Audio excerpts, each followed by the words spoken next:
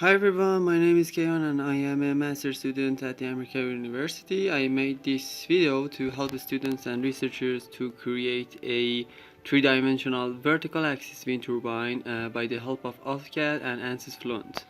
In the beginning I will explain what is wind turbine, then I will start to create an airfoil. After that I will explain how to create domains. A wind turbine is simply a device that converts the wind's kinetic energy to the electrical energy. Wind turbines divide to two major categories based on their alignment.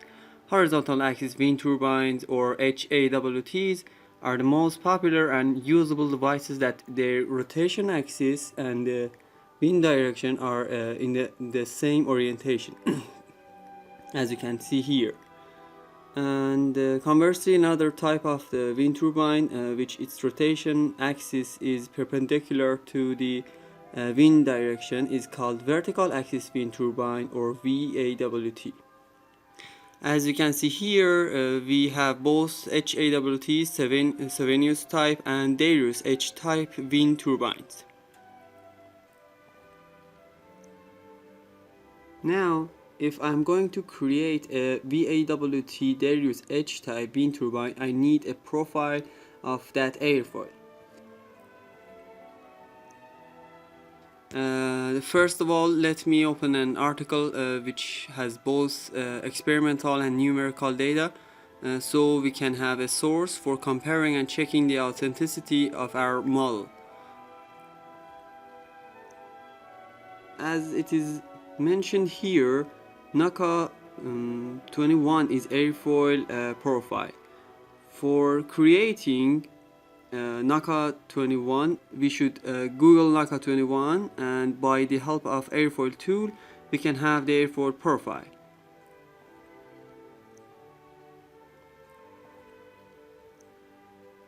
We should copy all the XY points in Notepad and save it. So we need to copy XY points from airfoil tool and paste them on a Notepad. And we also need to fill this gap here with a comma. So we are going to edit and we are going to replace. First of all, we copy, and we are going to replace the space with a comma. Then press select replace all, and we are going to have our X and Y points. If we copy all the XY points, and they are going to AutoCAD, and first of all we need to check our unit system and make sure that it has been set on millimeter. So we go to drawing utility and units, and we select millimeter. Right, okay, and now type SP line and paste the point. Yeah, paste it, and right click and press enter, and then right click and press end tangency, and then right click. Now we have an airfoil with 1 mm chord length, and we need to change it based on our reference article. However, you should notice that the end of our airfoil is open, and we need to close it with a line, and this is our trailing edge. And if we create a chord based on line from 0, 0 base point and by the trailing edge, and we put dimension, and it is 1 mm.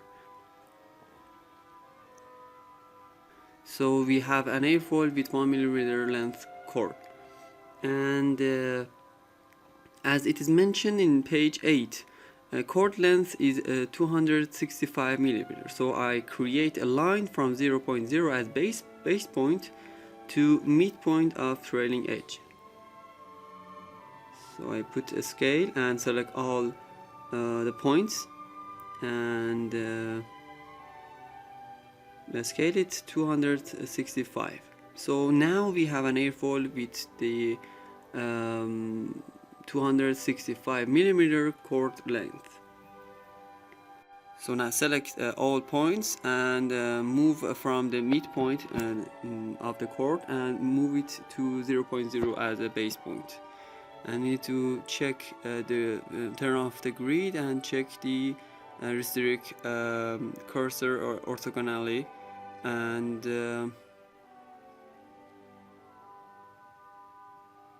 so we need to move airfoil from 0.0 to its radius of our turbine. So we select all the points and put 0.0 as a base point and move our airfoil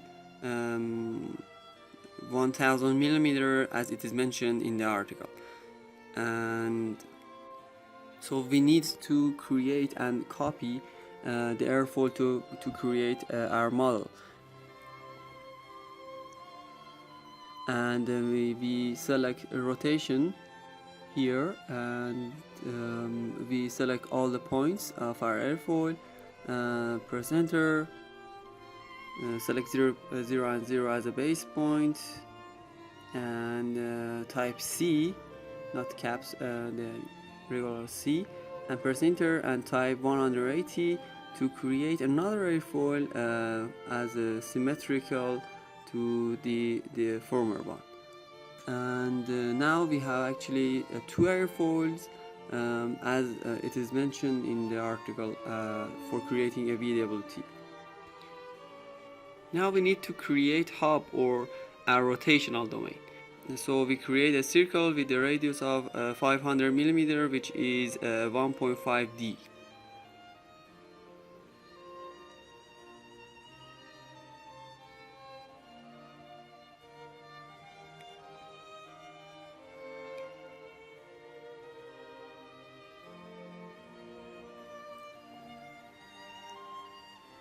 Now for creating a starter domain, we click on rectangular and type -20,000 and -10,000 millimeter and press enter. And type 15,000 and 20,000 millimeter and press enter. Now we have our starter domain that is mentioned and created in the article. Alright, our airfoil doesn't need actually a chord.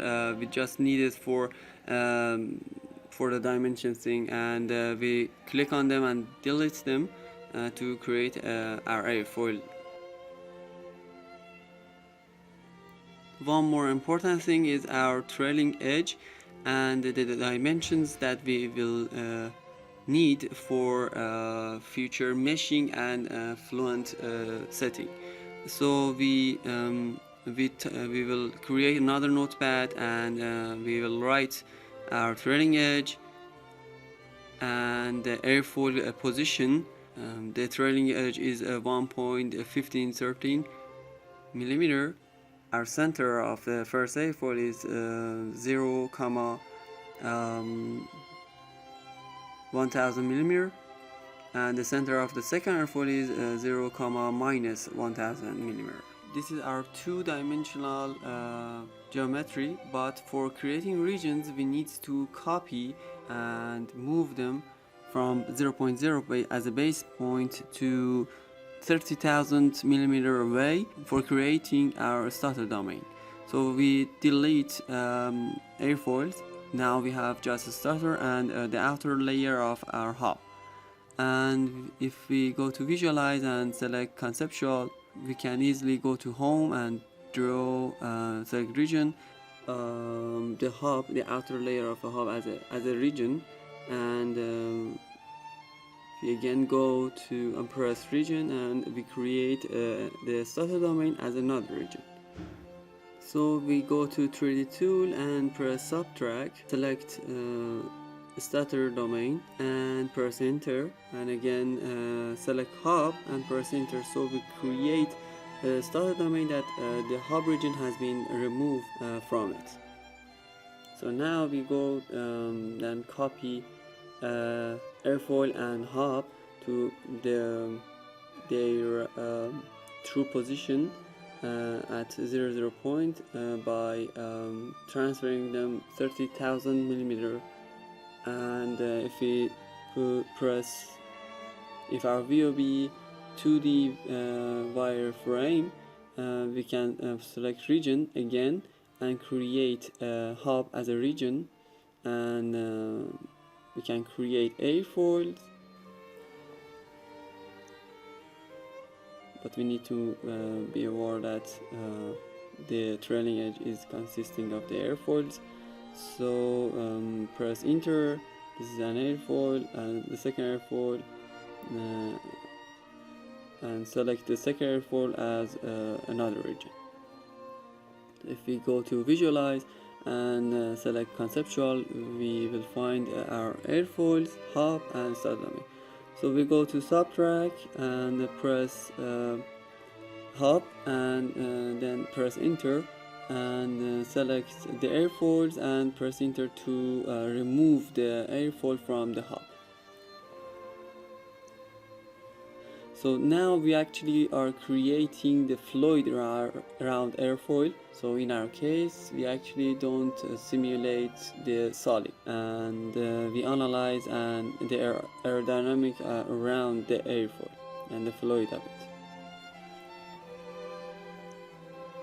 So now we successfully created a two-dimensional VAWT. This would be sufficient for 2D analysis.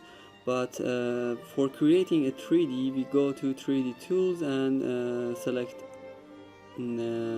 extrude. But first of all, we need to know that what is our height of the starter domain. So it is 10D. So I'm going to press extrude and extrude it for 20,000 millimeter.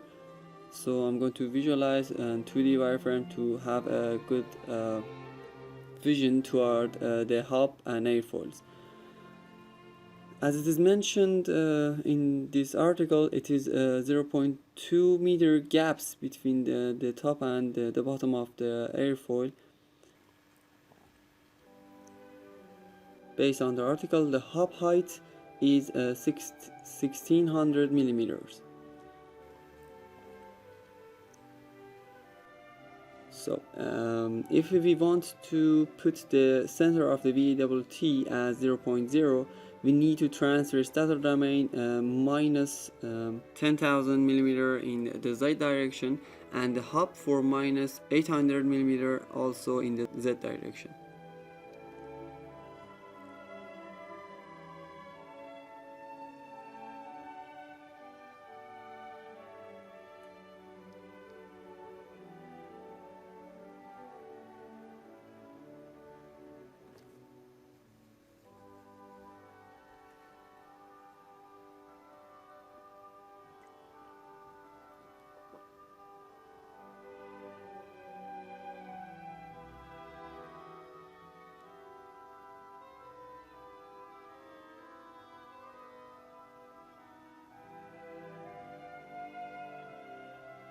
So now our starter domain and hub is in 0.0 xy. And for filling the existing gap between the starter and hub domain, I use circle. By pressing circle, I'm going to create a circle based on 0.0 as a base point, and a circle with 3000 millimeter diameter and 9200 millimeter height.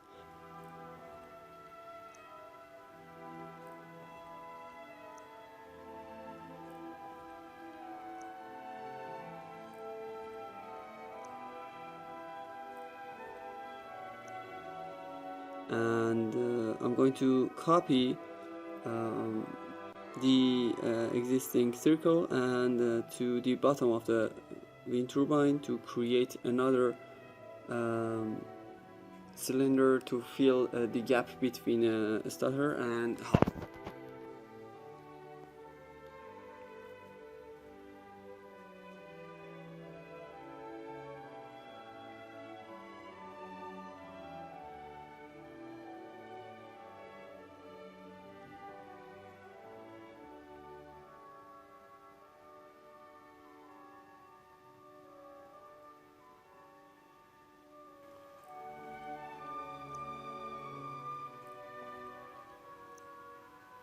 We actually need to transfer the cylinder 800 millimeter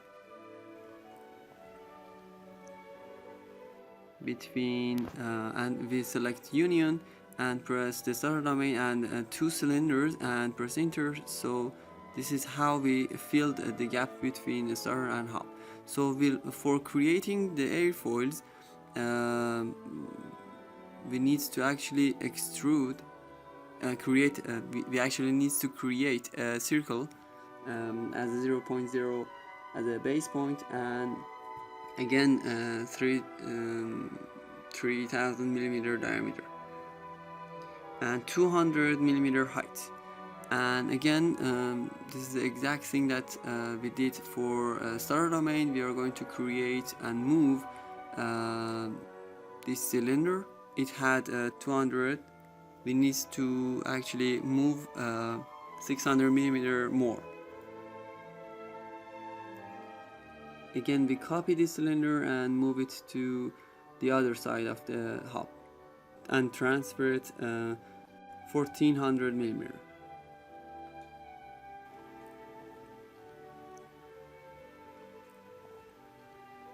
So if we go to 3D tools and press union, we can select two cylinders and hub and press enter. So it will combine the cylinder with the hub. So we have our airfoil which is empty to create the solid and analyze the aerodynamics around it. Now our geometry is done. We save all the regions as IGES files to import in ANSYS.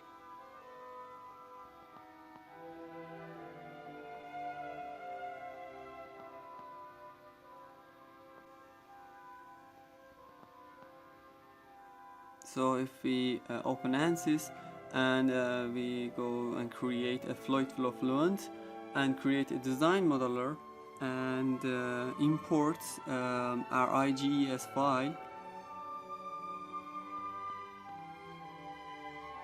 and first of all we need to make units as millimeter, and we import our IGES file into the design modeler and name them and as a starter domain and hub, and change their format as fluid to create our three-dimensional VAWTs. Meshing process is different for every case, and it actually needs a mesh independency analysis, and this process is exclusively different for every case, and it needs to be analyzed case by case. And this geometry is ready for meshing and Fluent analysis.